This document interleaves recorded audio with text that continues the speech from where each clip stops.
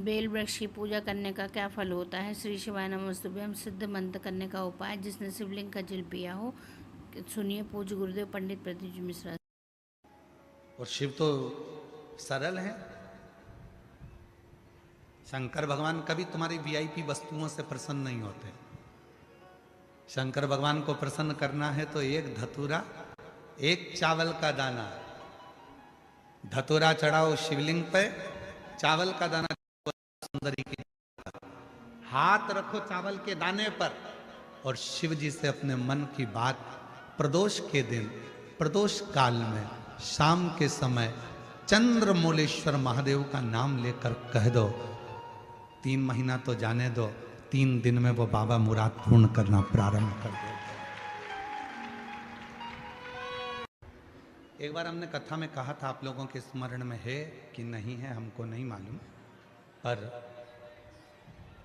शिव महापुराण के इस सुंदर स्कंद भाग में, कौमार्य भाग में यदि आप पढ़ेंगे तो आपको मिलेगा।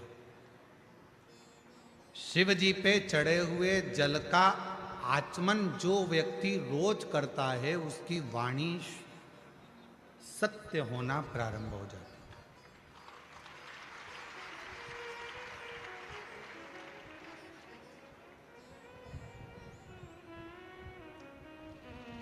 शंकर भगवान के बेल वृक्ष की, बेलपत्री का अगर कोई वृक्ष है तुम्हारे घर में, बेलपत्री का यदि कोई पौधा है, बेल वृक्ष है तुम्हारे घर के अंदर, तुम्हारे घर के बाहर कोई बेलपत्री का पौधा है, कोई मंदिर के बाहर बेलपत्री का पौधा है या बेलपत्री का वृक्ष है, कोई व्यक्ति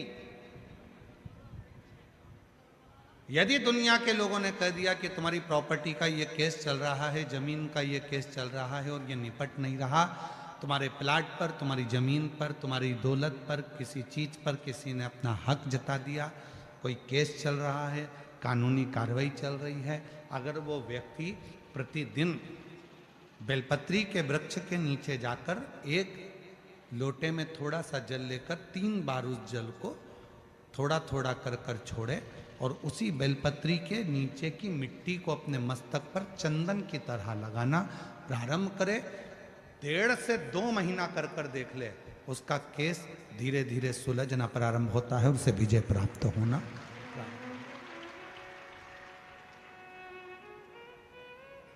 बेलपत्री के वृक्ष की साधना करा करो,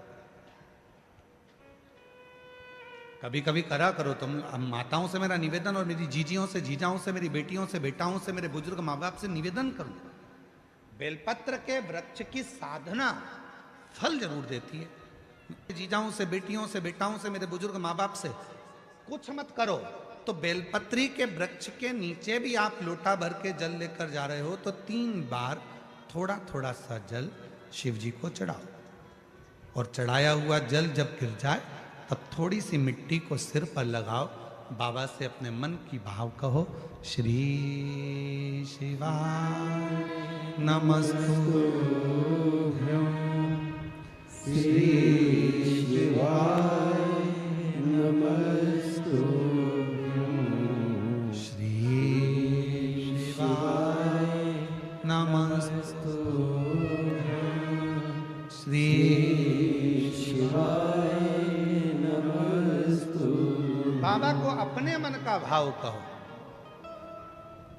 दुनिया में किसी की सामर्थ्यता नहीं है कि तुमको नीचे दबा दे।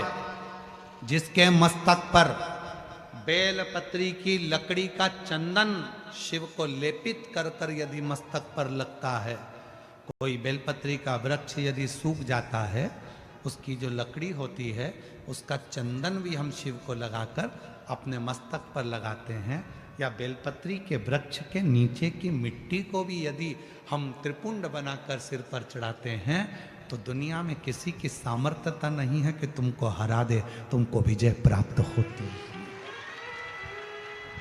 और इतना मालूम होने के बाद भी अगर लोग भटक रहे हैं, कोई कह दे वहां चले जाओ वहां से ये काम हो जाएगा, कोई कह दिया वहां चले जाओ वहां से कोई ये काम हो जाएगा, आडंबर में मत फंसो, ढोंग प्रपंच में मत फंसो। दुनिया में किसी की हिम्मत नहीं है, किसी की सामर्थ्यता नहीं है कि तुम्हारे दुख को काट दे। तुम्हारा दुख तुम खुद काटोगे, कोई नहीं काट सकता। अपनी मेहनत अपने को करना है, अपना परिश्रम अपने को करना है, अपना दुख अपने को काटना है। हमने पहले भी कथा में कहा, अपने को खांसी आई अपने को खांसना है, अपने को छींक आई अपने को छींकना है। किसी की सामर्थ्यता नहीं है कि कोई दुख काट दे, खुद काटोगे। और खुद दुख कैसे काटोगे? एक लोटा जल, बोल बम का नारा है, श्री शिवाय हार। बस अपना भाव, अपना विश्वास, अपनी दृढ़ता को बढ़ाओगे, धीरे धीरे दुख कटता जाए, कटे। वाणी सिद्ध हो जाती है। जिसने प्रतिदिन भगवान शंकर पे चढ़े हुए जल का आचमन करा है, उसकी जिह्वा सिद्ध हो जाती। जिसने रोज शिव पे चढ़ी हुई बेलपत्री का एक छोटे से छोटा अंश भी प्रतिदिन अपनी जिह्वा पर लिया है, खाया है, उसकी जिह्वा सिद्ध हो जाती। जिह्वा सिद्ध।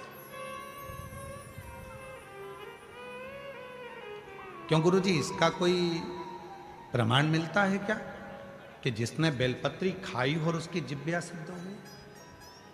जिसने शिव जी का जल पिया हो और उसकी जिह्वा सिद्ध हो गई हो? उसकी कथा चल रही है, चंद्रशेखर महादेव की कथा। शिव पर चढ़े हुए जल पीने से जिह्वा सिद्ध हो जाती। हमें सिद्ध करने का कोई मंत्र नहीं आता, हमें कोई साधना नहीं आती, हमें कोई व्रत नहीं आता, हमें कोई तप नहीं आता। लोग कहते हैं इस मंत्र को सिद्ध कर लो, लोग कहते हैं रुद्राक्ष को सिद्ध कर लो, लोग कहते हैं इसको सिद्ध कर लो, लोग कहते हैं उसको सिद्ध कर लो। हम कहते हैं कुछ मत करो, शिव जी पे चढ़े हुए जल को पीना प्रारंभ करो। रोज शंकर जी पे चढ़े हुए थोड़ा सा जल आचमन करना प्रारंभ कर दो। प्रतिदिन एक दिन भी खाली नहीं जाना चाहिए। एक ना एक दिन तुम्हारी जिह्वा सिद्ध हो जाएगी। तुम जिससे जो कहोगे वो अपने आप काम होना प्रारंभ हो जाएगा। जिह्वा। रोज प्रतिदिन का नियम करो कि मुझे बेलपत्र अपने मुख में एक अंश, अंश मतलब जरा सा, जरूरी नहीं कि पूरा पत्ता खाओगे। हम तो कहते हैं कि बिल्कुल एक छोटी सी बिंदी होती है ना, उस बिंदी के बराबर भी जरा सी बेलपत्र भी अगर शंकर की चढ़ी हुई तुम्हारे मुख में जा रही है, समझ लेना तुम्हारी जिह्वा एक दिन इतनी सिद्ध हो जाएगी कि तुम किसी को कुछ कहोगे और वो बात पक्की हो जाएगी। उसकी सिद्धता, शंभु शंभु शंभु, वो सिद्ध होती। चीजों से निवेदन है, कभी कभी ऐसा लगता है शरीर में अगर कोई गांठ पड़ जाती है, बच्चादानी में गांठ आ गई, चेस्ट में गांठ आ गई, शरीर के कोई अंग में गांठ आ गई, घबराना नहीं है। डॉक्टर का इलाज करवाओ, दवाइयां लो, साथ में एक नियम बनाओ, प्रदोष काल में 2 दीपक शिव जी के मंदिर में लगाओ और 1 चावल का दाना शंकर भगवान पे चढ़ाना प्रारंभ करो। बेल वृक्ष के उपाय आपने सुनो गुरुजी से। इसी तरह की अच्छी जानकारी के लिए मेरे चैनल को लाइक शेयर फॉलो कर लीजिए। हर हर महादेव। श्री शिवाय नमस्तुभ्यम।